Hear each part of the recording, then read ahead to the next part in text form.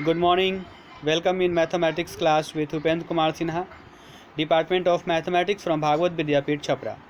Today we will continue the chapter linear equation in two variable for class 10th. आज हम लोग linear equation in two variable में algebraic method के अंतर्गत cross multiplication method के द्वारा गिवन linear equations को सॉल्व करना सीखेंगे. Suppose a1x plus b1y plus c1 equal to 0 one equation दिया गया है and a2x plus b2y plus c2 equal to 0 second equation दिया गया है. तो इसे हम लोग डायग्राम के द्वारा देखते हैं. सबसे पहले कोफिशिएंट ऑफ y को लेंगे b1 by b2, then constant term को लेंगे c1 by c1 c2, then coefficient of x को लेंगे a1 a2 and again coefficient of y को लेंगे b1 b2. अब क्रॉस करेंगे b1 c2 b2 c1 c1 a2 c2 a1 a1 b2 a2 b1. ये x के लिए हो गया, ये y के लिए हो गया, ये कांस्टेंट 1 मान लिए यहाँ पर. अब x by b1 into c2 minus b2 into c1, y by c1 into a2 minus c2 into a1 and 1 by a1 into b2 minus a2 into b1.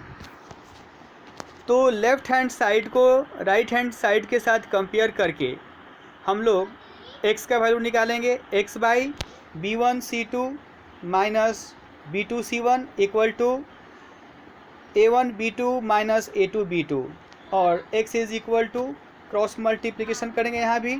तो b1 c2 minus b2 c1 by a1 b2 minus a2 b1 होगा. फिर middle term को RHS के साथ compare करके वैसे ही y का value निकाल लेंगे. अब हम लोग क्रॉस मल्टीप्लिकेशन के रिस्पेक्ट में एक्सरसाइज नंबर 3.5 को देखते हैं. तो एक्सरसाइज नंबर 3.5 का फर्स्ट क्वेश्चन जो है वो ये कह रहा है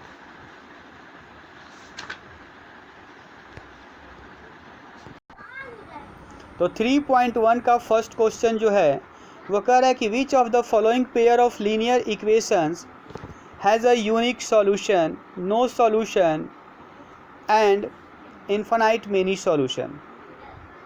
तो इसके लिए हम लोग लास्ट क्लासेस में भी कंडीशंस को रीड किए थे, जिसमें था कि if a1 by a2 not equal to b1 by b2 होगा तो यूनिक सॉल्यूशन होगा,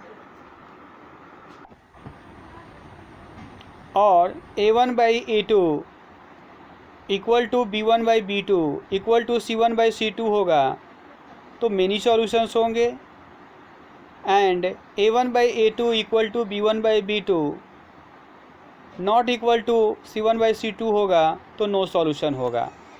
तो हम लोग क्वेश्चन नंबर 1 का सेकेंड देखते हैं, जो कि दिया हुआ है 2x plus y equal to 5 and 3x plus 2y equal to 8. तो यहाँ पर a1 बराबर 2, a2 बराबर b2 बराबर 1 चूँकि y का कोफिशिएंट 1 है, c2 बराबर 5, a2 बराबर 3, b2 बराबर 2 एंड c2 बराबर 8 है. तो हम लोग सबसे पहले a1 बाई a2 फाइंड करते हैं. तो देखते हैं कि 2 बाई 3 इसको इक्वेशन 1 मान लेते हैं, और b1 बाई b2 को फाइंड करते हैं तो वह 1 बाई 2 इसे इक्वेशन 2 मानते हैं. तो फ्रॉम इक्वेशन 1 एंड 2 से हम लोग ऑब्जर्व करते हैं कि a1 by a2 not equal to b1 by b2 है, therefore it has a unique solution. अब यहाँ जब यूनिक सॉल्यूशन क्लियर हो गया तो हम लोग सॉल्यूशन फाइंड करेंगे, x और y का वैल्यू निकालेंगे बाय क्रॉस मल्टीप्लिकेशन मेथड. इसके लिए सारे टर्म्स को हम लोग लेफ़्ट साइड में ले लेते हैं.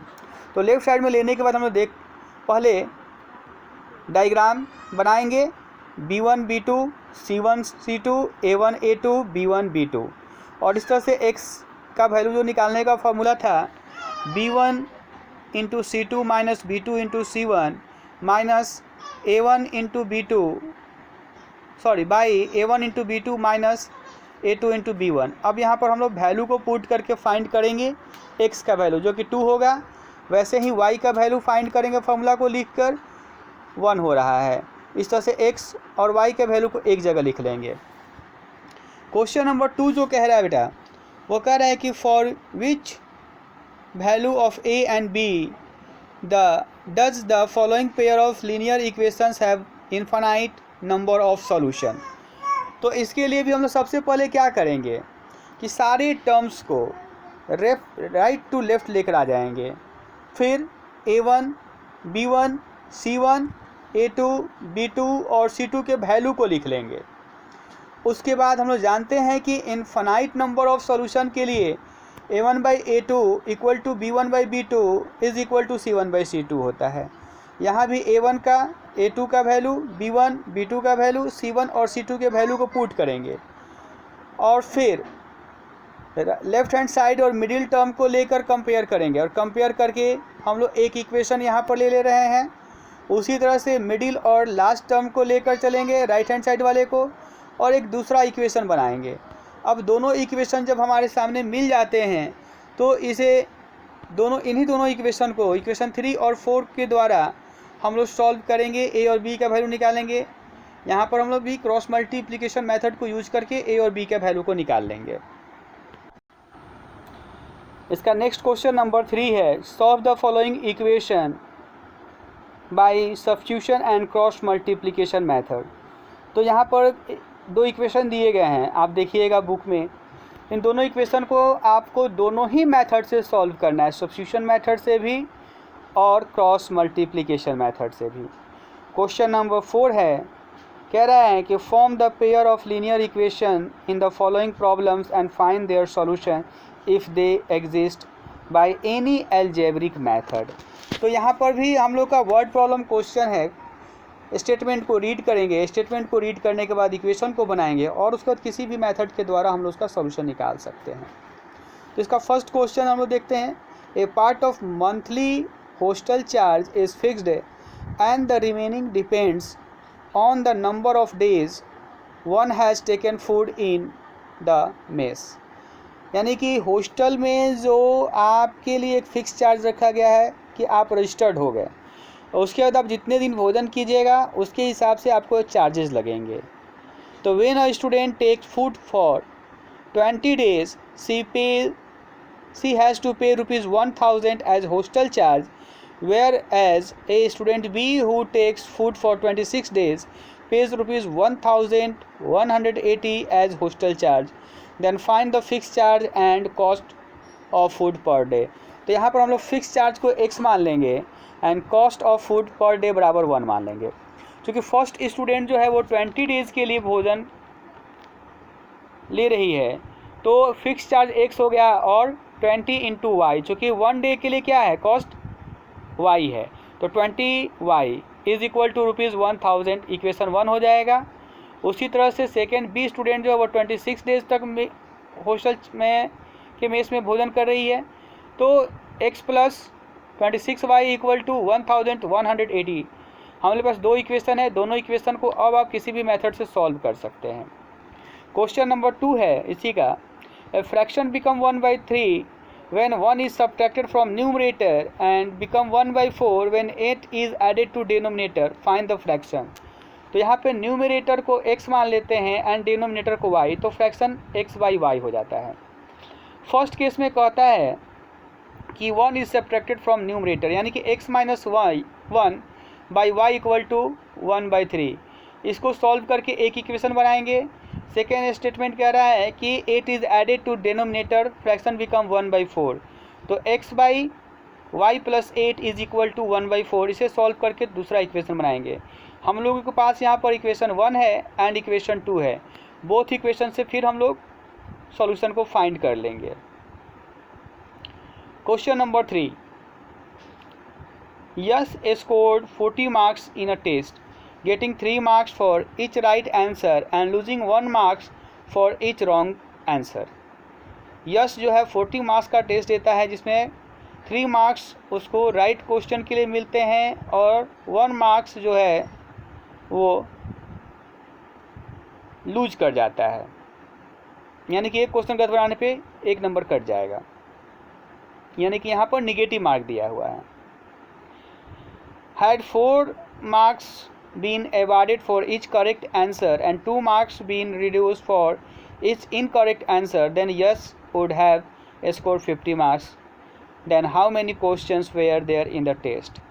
तो यहाँ पे हम लोग सपोज करेंगे कि number of right answer be x and number of wrong answer be y। तो in first condition 3 marks is awarded for each right answer, therefore 3x हो जाएगा, and 1 marks negative marks is awarded for each wrong answer, तो -1 को y से multiply करेंगे। इस तरह से दोनों पॉजिटिव और निगेटिव मार्क्स को ऐड करेंगे तो 40 होगा। इसको सॉल्व करके एक इक्वेशन बनाएंगे। उसी तरह से सेकेंड केस में क्या कर रहा है कि ईच राइट आंसर के लिए 4 मार्क्स अवॉर्डेड है और रॉन्ग आंसर के लिए 2 मार्क्स कट हो रहा है, तो इसको हम लोग लेकर चलेंगे और सेकेंड इक्वेशन बनाएंगे, और फिर दोनों इक्वेशन को सॉल्व करके हम लोग आसानी से निकाल सकते हैं number of questions. Next question है, place A and B 100 kilometre apart on a highway. A और बी की दूरी जो है 100 किलोमीटर दिया हुआ है। One car start from A and another from be in the same direction. एक कार ए से और दूसरा जो है बी से सेम डायरेक्शन में चलते हैं, और बोथ जो है वो आफ्टर 5 आवर्स के बाद मीट करते हैं, और if both travel towards each other then meet in 1 hour, तो what are the speed of 2 cars. तो यहाँ स्पीड ऑफ फर्स्ट कार को x मान लेंगे, स्पीड ऑफ सेकेंड कार को y मान लेंगे। तो डिस्टेंस जो निकालते हैं हम लोग स्पीड इनटू टाइम, तो ए के द्वारा फर्स्ट केस में जो है डिस्टेंस कवर होगा 5 आवर में 5x किलोमीटर, एंड बी के द्वारा होगा 5y किलोमीटर, और दोनों के बीच के डिफरेंसेज कितने का होगा 1000 किलोमीटर, यानी कि 5x minus 5y equal to 100।